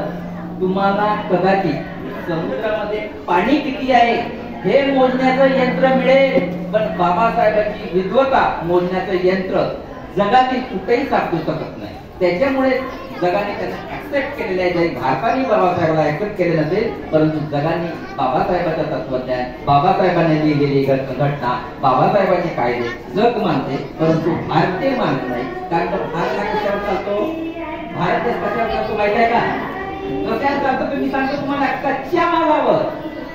आता कच्चा माल म्हणजे काय? अडाणी, दरिद्री, निरक्षर याला इंग्रजीत म्हणतात रॉ मटेरियल. आणि ह्या रॉ मटेरियल भारतातल्या 2 फॅक्टऱ्या असतात. कोणत्या फॅक्टऱ्या? एका फॅक्टरीचं नाव आहे पॉलिटिकल फॅक्टरी, मराठीत काय म्हणतात? राजकीय कंपनी. आणि दुसऱ्या कंपनीचं नाव काय आहे? धार्मिक कंपनी. ह्या दोन्ही कंपन्या कशावर चालतात? कच्च्या मालावर. आणि ह्या 2 फॅक्टऱ्यामध्ये ह्या कच्च्या मालावर काय षड्यंत्र म्हणजे प्रोसेसिंग केले जाते. हा कच्चा माल 100 ते 1000 वर्ष कसं मागं नेता येईल याचं षड्यंत्र भारतातल्या राजकीय कंपनीत आणि धार्मिक कंपनीत करण्यात जाते. म्हणून आपल्याला कच्चा माल ठेवायचा आहे का? नाही. सगळ्या मुलांना चांगलं शिकवून त्यांना काय करायचं आहे? पक्क बनवायचं आहे. अरे साधी गोष्ट घ्या ना, कोणाच्याही कुटुंबात एनी रिलीजन चाल पाल एखाद्याची तब्येत बिघडली, आपण कुठे जातो? हॉस्पिटल. बरोबर. मग हे हॉस्पिटल बंद होऊन देवळामध्ये राहायचं आहे, लागले असतील तर रागाच्या रागा. माझ्या मुलाला ताप आहे, इंजेक्शनच्या गोळ्या येईल म्हणून हे खरं आहे का खोटं आहे? म्हणजे आपण उघड्या डोळ्यांनी सत्य नाकारत आहोत. आपण पाहून आपण काय नाकारत आहोत? सत्य नाकारत आहे. मी असं म्हणत नाही माझं खरं आहे. कारण एक मिनिट, माणसाचं शरीर म्हणजे आपली जी बॉडी आहे, आपलं जे अंग आहे, त्याचे 2 पार्ट्स आहेत महत्वाचे. किती पार्ट्स आहेत? 2 महत्वाचे 2 पार्ट. एका पार्टचं नाव आहे माणसाचे पूर्ण शरीर. आणि त्या शरीरावर नियंत्रण करण्यासाठी कोण काम करतो? मेंदू. त्याला म्हणतात काय म्हणतात? मन. माणसाचं मन जसं जसं वळेल, जे जे सांगेल ते आपण कृतीमध्ये उतरवत असतो. म्हणून जसं आपल्याला शरीराला पोचण्यासाठी, शरीर काम करण्यासाठी कशाची गरज असते? अन्नाची. त्याचप्रमाणे मेंदू आपला चांगल्या रीतीने काम करावं याच्यासाठी चांगल्या विचाराची गरज आहे. आणि जे तुम्हाला चांगले विचार पडा म्हणजे वाटतात ते घ्यायला पाहिजे. म्हणजे मी सांगतो हे खरं मानायचं नाही. म्हणजे मेंदूला आपण योग्य योग्य चालना, योग्य गती, योग्य निर्णय घेण्यासाठी जर ठेवायचे असतील तर आपण आपल्या बुद्धीचा विकास करून चांगलं काय आहे आणि वाईट काय आहे ते जाणून घेण्याची क्षमता ही आपल्या मेंदूमध्ये पाहिजे, तरच आपण स्वतःचा निर्णय घेऊ शकतो. अन्यथा नाही. दुसऱ्याच्या मताप्रमाणे चालायचं नाही. प्रत्येक माणूस आपल्या जीवनामध्ये सगळेच निर्णय योग्य घेतो असं अजिबात नाही, परंतु अयोग्य निर्णय घेतले तरी चालेल, परंतु स्वतःचा मेंदू चालवायचं, माझं ऐकायचं नाही. ही बुद्धाची फिलॉसॉफी आहे, माझी नाही. भगवान बुद्ध काय म्हणतात, मी सांगतो म्हणून माझ्यावर विश्वास ठेवू नका. एखादी गोष्ट तुमच्या ऋषी मुनींनी गुरूंनी सांगितली म्हणून त्यावर विश्वास ठेवू नका. एखादी गोष्ट तुमच्या आजोबापासून पंजोबापासून चालत आलेली असेल म्हणून त्यावर विश्वास ठेवू नका. बुद्धीच्या कसोटीवर घासून मनाला पटलं तरच ते तुम्ही योग्य की योग्य ठरवा आणि योग्य ते निर्णय घ्या. हे कोणाचं म्हणणं आहे? भगवान बुद्धाचं. त्यांनी सुद्धा तुम्हाला बाबा मी सांगितलेलं चांगलाय असं घ्यायला सांगितलेलं शिकवलेलं नाही. शेवटी निर्णय तुम्हाला घ्यायचा. तर निर्णय घेण्यासाठी आपला मेंदू कसा ठेवला पाहिजे? एकदम शाबूत, बिलकुल आपण तडकाफडची मोठा तुझं चुकत आहे पप्पा, तुमचं चुकत आहे असं नाही. असं मुलांचं सुद्धा आई वडिलांनी ऐकलंच पाहिजे. म्हणजे काय, म्हणजे आई वडील जरी वयस्कर असले त्यांचं चुकत असलं मुलांनी मुलींनी समजून सांगायलाच पाहिजे. कुणाला? आपल्या आई वडिलांना, आपल्या आजोबा आजीला, तरच आपलं कुटुंब वर जाऊ शकते, अन्यथा नाही. एक गोष्ट माझ्याजवळ सांगतो, तर तुमचं कुटुंब सुखी आणि समाधानी असण्यासाठी कुठला अभ्यास केला नाही, माझ्या मेंदूत आलं ते सांगतो. कोणाचंही कुटुंब सुखी आणि समाधानी राहावं असं मला मनापासून वाटतं. त्याच्यासाठी 3 गोष्टी नितांत करायच्या. त्या 3 गोष्टी कुठेही बाजारात विकून घेत नाही.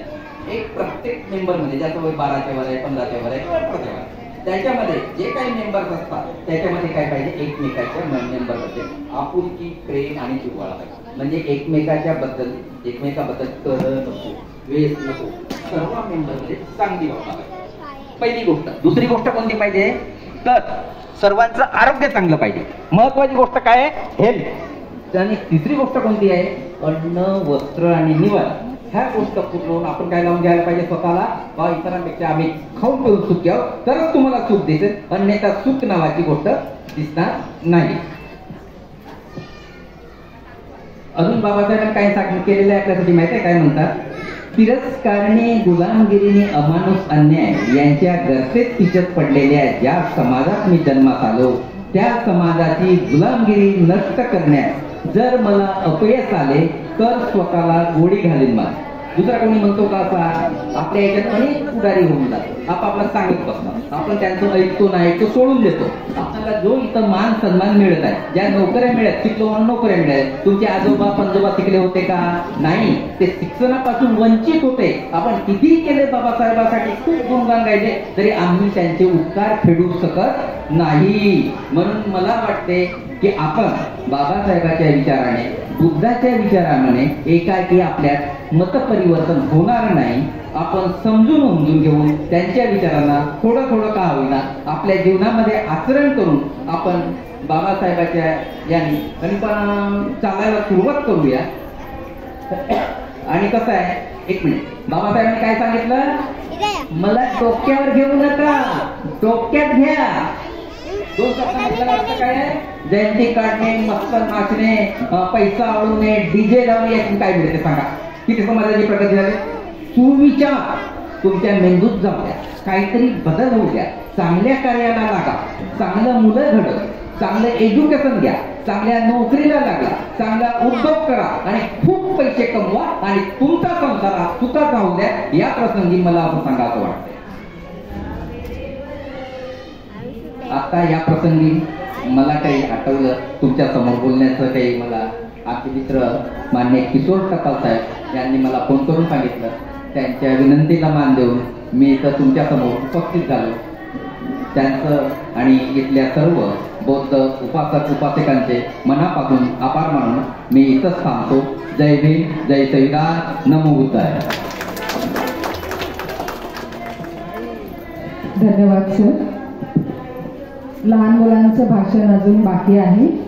सर्वप्रथम मी आरव सावंत याला समोर बोलवते.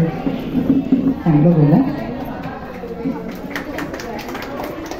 सर्वांना माझा नमस्कार. माझे नाव आरव सावंत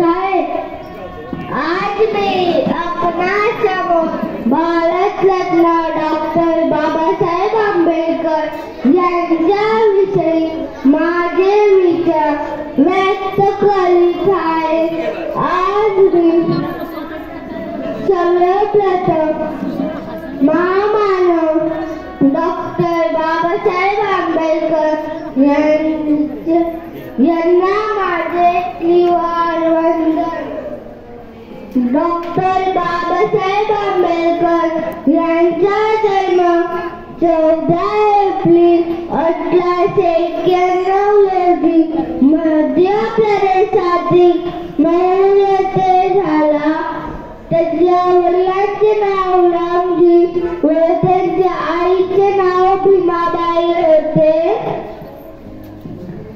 डॉक्टर बाबासाहेब आंबेडकर हे भारतीय राज्यघटनांचे शिल्पकार आहे. ते जीवनभर गोरगरीब व दलितांच्या हक्कासाठी लढले. त्यांनी 14 ऑक्टोबर 1956 मध्ये बौद्ध धर्म स्वीकारला.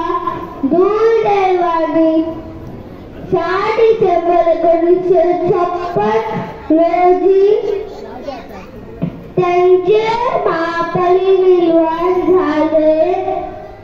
त्यांचे कार्य आपणास सदैव प्रेरणा देते. अशा या महामानवावर माझे कोटी कोटी प्रणाम. कोटी कोटी प्रणाम. जय भीम. अतिशय सुंदर. अगदी 2च दिवसात या बालकाने याच्या भाषणाचं प्रिपरेशन केलेलं आहे. तो माझ्याकडेच येत होता. 2 दिवस तो लढाईला लढत बोलत होता. म्हणजे रडत.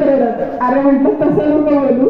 ल त्याच्या लवर 1 तास प्रॅक्टिस केली. आज तो बरोबर बोलला लढत. त्या वयात आंबेडकरांबद्दल 10 लाईनी त्याला समजल्या. फार मोठी गोष्ट आहे. पुढचा युवकाला बोलवत आहे सर्वेश. अखंड विश्वाला शांतता मध्यम मार्ग देणारे तथागत भगवान गौतम बुद्ध भारतीय राज्यघटनेचे शिल्पकार.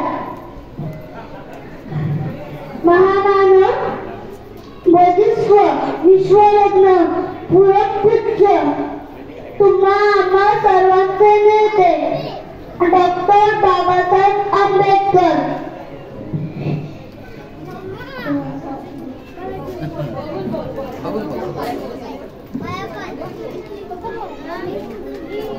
महाराष्ट्राचे आराध्य दैवत श्री छत्रपती शिवाजी महाराज, शाहू महाराज, महात्मा ज्योतिबा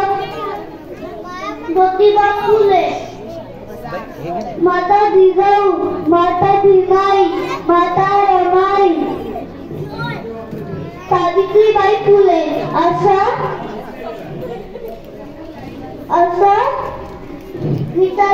विचारांना विनम्र अभिवादन. जय Bhim.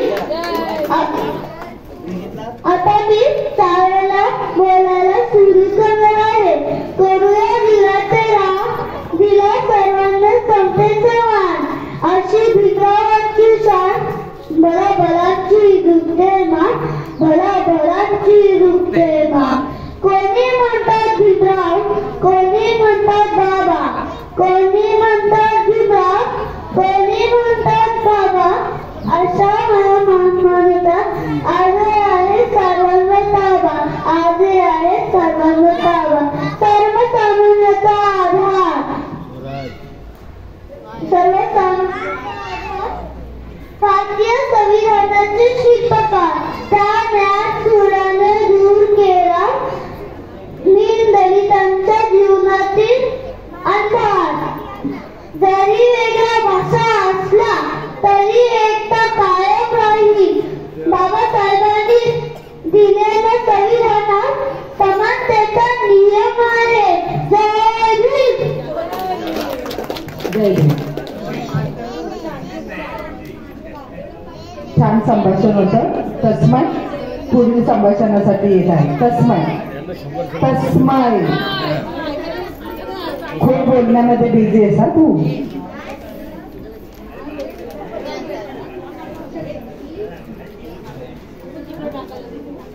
Hi everyone, today I am going to present a speech on Dr. Babasaheb Ambedkar. My name is Prashbhai Kishore Kapar.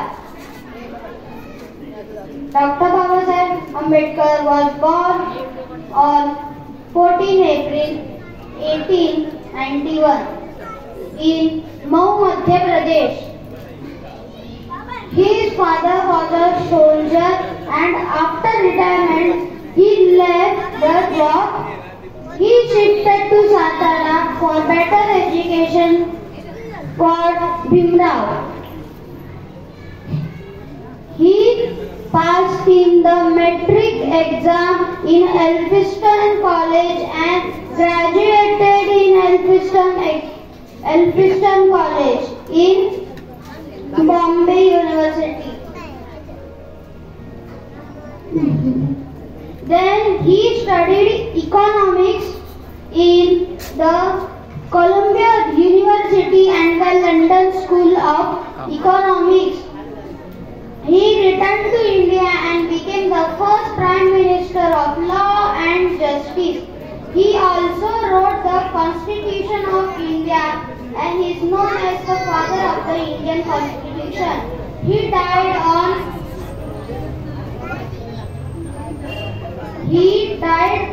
on 6 December 1956. Thank you. हा आहे शिक्षणाचा प्रभाव की आपल्या आई वडिलांनी जरी इंग्रजीमध्ये शिक्षण घेतलं नसेल तरी आपली मुलं आज 1 नाही 2 नाही 15 वाक्य इंग्रजीत बोलू शकतात. त्याच्यापेक्षा अभिमानाची गोष्ट दुसरी असू शकत नाही. तस्मै खूप छान. त्याच्यानंतर स्वराज येत आहे त्याच्या प्रबोधनासाठी.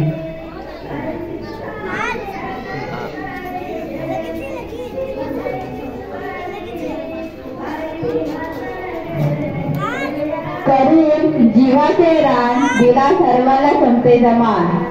करून जीवाचे रान दिला सर्वाला संपे जमान. अशी भीमरावांची शान लिहिले भारताचे संविधान. सर्वांना जय भीम. माझं नाव स्वराज विनोद जाधव. तुमच्या आमच्या सुखी संपन्न जीवनासाठी त्यांनी अपार कष्ट केले, घाम गाळले, रक्ताचं पाणी केलं, झगडले, झुंजले. यांचा देह जिंकला म्हणून तुमचा आमचा देह सजला. भारतीय राजघटनेचे शिल्पकार डॉक्टर बाबासाहेब आंबेडकर यांचा जन्म 14 एप्रिल 1891 रोजी झाला. आज त्यांची 133वी जयंती. डॉक्टर बाबासाहेब यांचे वडिलांचे नाव रामजी तर आईचे नाव भीमाई असे होते. डॉक्टर बाबासाहेब म्हणजे अष्टपैलू व्यक्तिमत्व होते. त्यांनी प्रत्येक क्षेत्राचे परिपूर्ण ज्ञान व माहिती होती. राजकीय,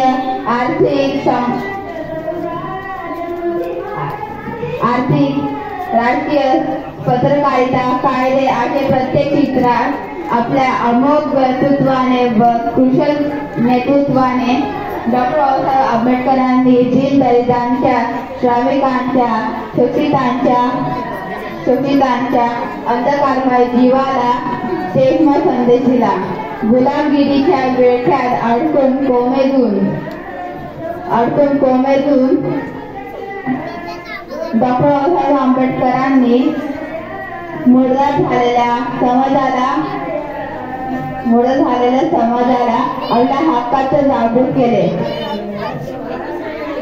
जो प्रतिकूल लोकमतला घाबरत जात नाही, दुसऱ्याचे बाहुल्य न होण्याची, ज्याच्याकडे बुद्धी असते आणि ज्याच्याकडे स्वाभिमान असतो तोच माणूस स्वतंत्र आहे असे मी समजतो. असे डॉक्टर बाबासाहेब आंबेडकरांचे विचार होते. डॉक्टर बाबासाहेब आंबेडकर सत्याच्या मार्गावर चालणारे खरे मार्गदर्शक होते. अनिती, अत्याचार, अन्याय प्रति विरोध होते.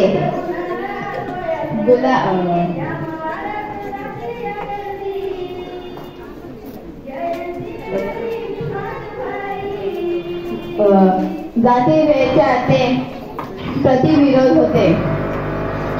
जातीभेद म्हणजे समाजाला कीड असे मानत होते. त्या जातीभेदच्या कीडला नष्ट केल्याशिवाय समाज एक संघ होणार नाही.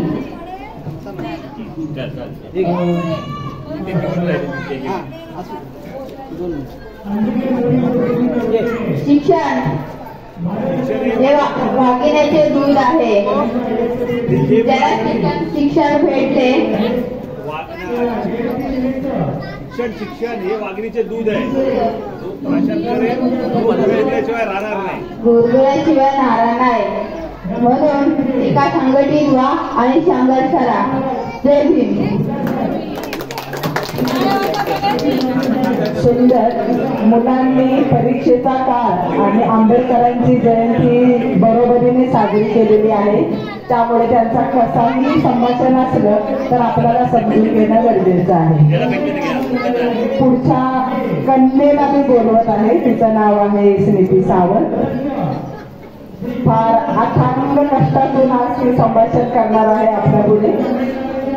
स्मृती सावंत. जय भीम.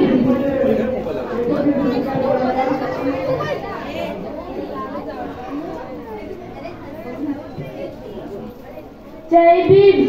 आंबेडकर जयंती निमित्त आपल्या समोर भाषण सादर करत असताना मला खूप आनंद होत आहे. आंबेडकर जयंती ही भीमराव आंबेडकर यांची जयंती आहे. त्यांचा जन्म 14 एप्रिल 1889 रोजी झाला. दरवर्षी हा दिवस आंबेडकर जयंती म्हणून साजरा केला जातो. आपण सर्व त्यांना भारतीय संविधानाचे जनक म्हणून ओळखतो. ते राजकारणी समाजसुधारक होते. भारतीय समाजातील अन्यायाविरुद्ध त्यांनी नेहमीच लढा दिली. ते दलितांचे नेते होते. भारतीय इतिहासातील नैतिक अनेक देशभक्त समाज सुधारक बनले आहेत. आपण सर्व माहीत आहे. त्यापैकी एक प्रसिद्ध नाव म्हणजे भीमराव रामजी आंबेडकर. आंबेडकर जयंतीचे राष्ट्रीय आणि पवित्र प्रसंग, महान व्यक्तिप्रसंग, समृद्ध आणि जन्माचे स्मरण करतो. विशेष म्हणजे या माणसाला अभ्यास असा आहे की आंबेडकर जयंती साजरी भारतीय सीमेपलीकडेही होते. बी.आर. आंबेडकर हे अनेक कलागुणांनी आणि यशाचे व्यक्ती होते. ते राजकारणी, ज्ञान सुधारक, अर्थशास्त्रज्ञ आणि समाज सुधारक होते. शिवाय आंबेडकर हे दलित बुद्ध चळवळीचे प्रत्येक शक्ती होते. शिवाय या माणसाला तत्कालीन भारतीय समाजात प्रचलित असलेल्या विविध अन्यायाविरुद्ध लढ्याची तळमळ होती. जय भीम.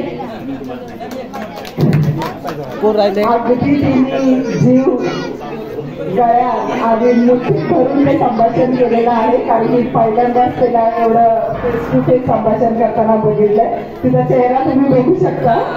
जस्ट हॉस्पिटलमधून आणण्यासारखा झालेला. टाळ्याच्या गजरात तिचं स्वागत असावं.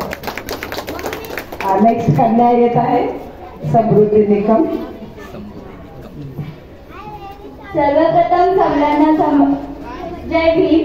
मी समृद्धी निकम श्री तथागत भगवान गौतम बुद्ध यांना व डॉक्टर बाबासाहेब आंबेडकर यांना नमन करून माझ्या भाषणाला सुरुवात करते. अंधार दाटला फार आता दिवा पाहिजे. नव्या युगात सूर्य नवा पाहिजे. जातीपातीत विखुरलेल्या या मायभूमीला पुन्हा एकदा भीमाईचा विमा पाहिजे. पुन्हा एकदा भीमाईचा विमा पाहिजे. सारा जगाला डॉक्टर आंबेडकर म्हणून परिचित असणारे भीमराव रामजी आंबेडकर हे भारतीय राज्यघटनाचे शिल्पकार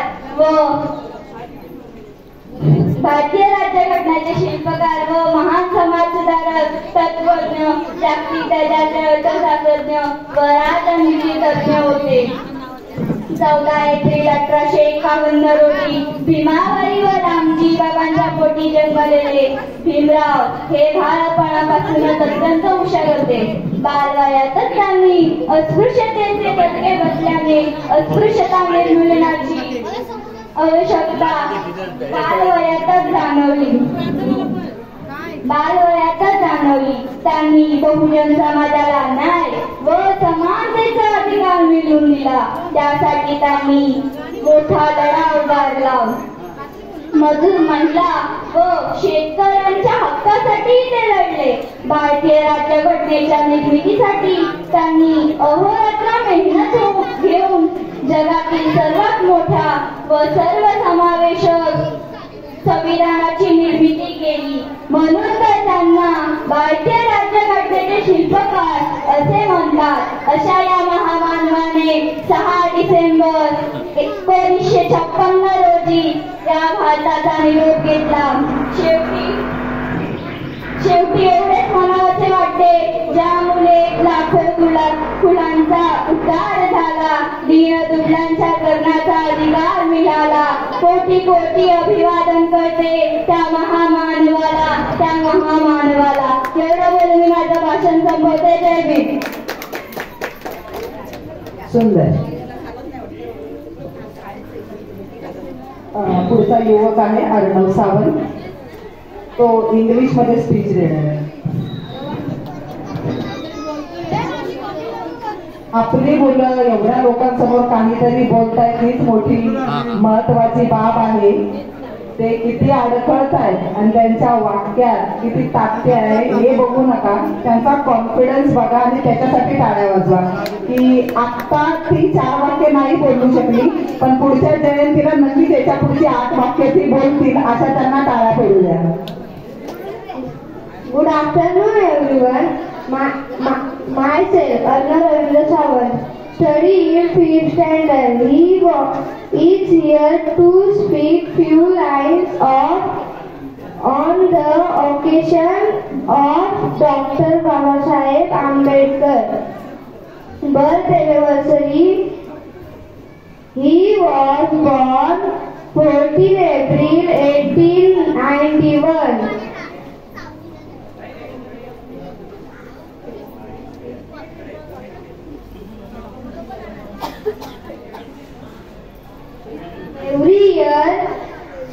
Every year this day celebrate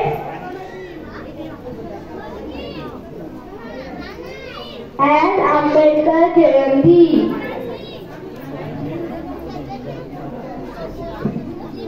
He also now as the father of the Indian Constitution. He was a very talented person. He was the leader of the league.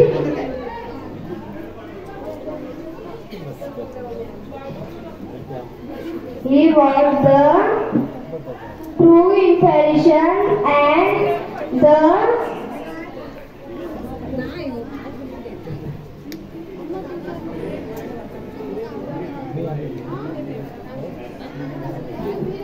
youth of our country. Secondly, I would like the good message on that. Thank you. Good. चांगला confidence होता. अजून कोणाला संभाषण करण्याची इच्छा आहे का? लहान मुलांपैकी, महिला मंडळपैकी, पुरुष वर्गांपैकी आलेला एखादा नवीन पाहुणा ज्याचा स्वागत आमच्याकडून राहिला आहे असं कोणी आहे का?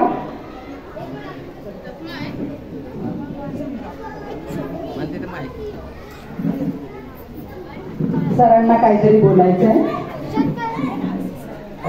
मी या सर्व लहान मुलांना खूप खूप शुभेच्छा देतो आणि माझ्याकडनं या सर्व भाषण देणाऱ्या मुलांना एक 100 रुपये एक गिफ्ट म्हणून देतो, कारण ही उद्याची माझी पिढी आहे, मला माझं त्याच्यामध्ये भविष्य दिसत आहे.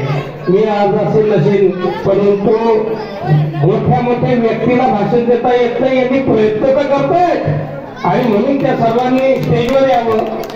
आणि मी जाधव यांच्या वतीनं, जाधव साहेबांच्या वतीनं यांना आता ते पारितोषिक मी आणलेले, मग पुढच्या वर्षी 100% घेऊन येणार आहे. चला किती जण होते या बरोबर सगळे पण आणि अतिशय सुंदर मास्टर तुम्ही या इकडे सांगा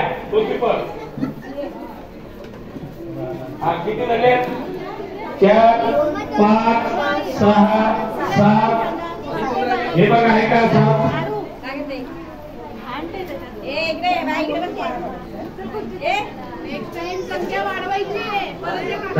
ओके चलो. अरे आपलं रवींद्र सावंत यांना उत्तम भाषण दिल्यामुळे त्यांना 100 रुपयाचं पारितोषिक देण्यात येत आहे. थोडा इंटरप्राइजेस कडनं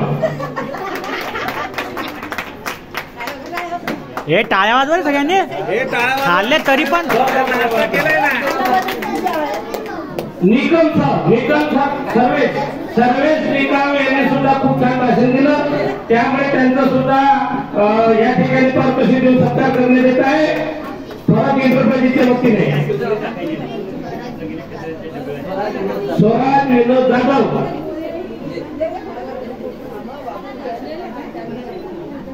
खूप आयुष्यमय व्हा आणि चांगले नेते व्हा, समाज सुधारक व्हा.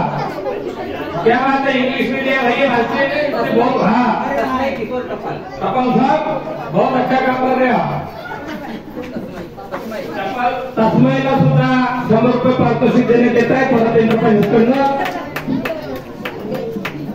यानंतर संदेश सावंत, आलोक सावंत, अर्णव सावंत काय बरोबर हे सगळ्यांच्या पाया पडायचं पडलं, सगळ्यांच्या पडायचं. आणि या 2 माझ्या मुली यांनी पण खूप सुंदर दिलंय, घाबरण्याचं काही कारण नाही. आता आपली स्टार्टिंग आहे. ओके समृद्धी निकम हिला सुद्धा 100 रुपये पारितोषिक देण्यात येत आहे. थोडा इंटरप्राइजेसच्या वतीने सीईटी सावंत यांना सुद्धा 100 रुपये पारितोषिक देण्यात येत आहे. आणि अतिशय चांगला प्रयोग होता तुमचा. यानंतर पूर्ण 1 वर्ष आपल्या हातात आहे. 1 वर्षामध्ये अजून चांगली प्रॅक्टिस करा आणि पुढच्या वर्षी थोडा इंटरप्रिटेशनच्या वतीने थोडीशी कंपनी तिच्या वतीनं गिफ्ट वगैरे आणण्याची सांगून सांगितलं जात आहे. हो बाजूला हो बसा मॅडम बसवा सगळ्यांना गाणं ऐकायचं. नमो आहे सर्वांना जय हिंद. 2 मिनिटं बसवतात. मी एक जुनं क्लासिकल गाणं म्हणत आहे. तुम्ही बोला म्हणजे हे सगळ्यांनी बसा पहिला. सर्वांनी अनुभव घेतला असेल तर कृपया खाली येऊन बसा. सर एक गाणं बोलणार आहे, शांततेचं सहकार्य अनिवार्य असेल. महिला वर्ग हो जरा इकडे लक्ष द्या सर्वांनी. अरे गाणं बोलतात इकडे या साईडला या, इकडं जरा खाली बसा. इकडे जागा आहे. प्रमुख पाहुणे आले ते गाणं म्हणतात आहे. सर्वांनी इकडे लक्ष द्या. सर्वांनी इकडे लक्ष द्या. खास करून लहान मुलांनी इकडे तिकडे फिरू नये. अल्पहार झाला असेल तर चटईवर येऊन बसवावं.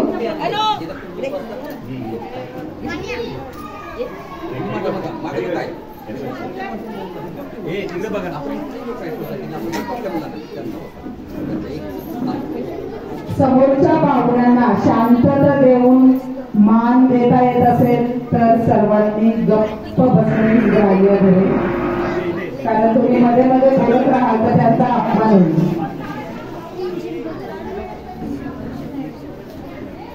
सर्वांनी लक्ष देऊन इकडे ऐका. जे अल्पहार वाटत आहेत त्यांनी सुद्धा शांतता ग्राह्य करावी. लहान मुलांनी जास्त वळवून करू नये.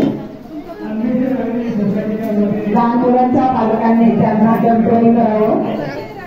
हे बसा सगळ्यांनी. सरांचा त्यांच्या पुढे गाणं सादर करते.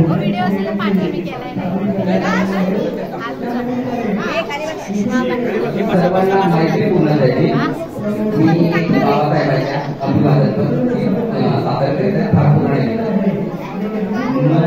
महामनस्वी महामानवा महामनस्वी महामानवा अगणित गुणगंभीरा विवार तुझला हे अभिवादन भीम विक्रमी वीरा त्रिवार तुझला हे अभिवादन भीम विक्रमी वीरा चवदार तळ्याचे पाणी पेटून उठे चैतन्य गुणती प्रभ झाले पाव दुःख पंडित म्हणणे जयशाली दलित जनाचा तू सेना नायक धन्य परदलिता आधार दिला परदलिता आधार दिला तू धीर दिला रणधीरा त्रिवार तुझला हे अभिवादन भीम विक्रमी वीरा त्रिवार तुझला हे अभिवादन भीम विक्रमी वीरा विसदहरी अन्यायाचे पचविले आत्मबलाने दलितांच्या दुबळ्या माना केल्या सताट अभिमाने निर्दयास लाजविले तू ते दूर दयेची गाडी समतेसाठी झुंजला सरे समतेसाठी झुंजला सरे अपराधिक गंभीरा त्रिवार तुझला हे अभिवादन भीम विक्रमी वीरा त्रिवार तुझला हे अभिवादन भीम विक्रमी वीरा महामनस्वी महामानवा महामनस्वी महामानवा अगणित गुणगंभीरा त्रिवार तुझला हे अभिवादन भीम विक्रमी वीरा त्रिवार तुझला हे अभिवादन भीम विक्रमी वीरा.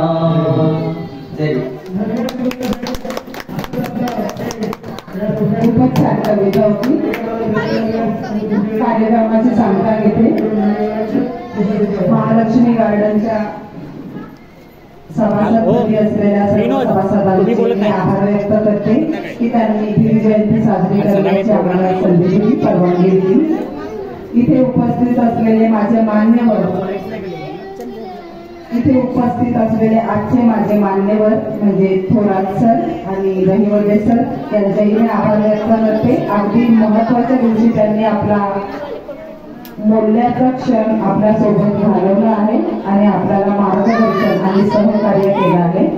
त्याचबरोबर या सोसायटीचा जो सेक्युरिटी गार्ड आहे, मला त्याचं नाव नाही माहिती, त्याचंही मी आभार व्यक्त करते.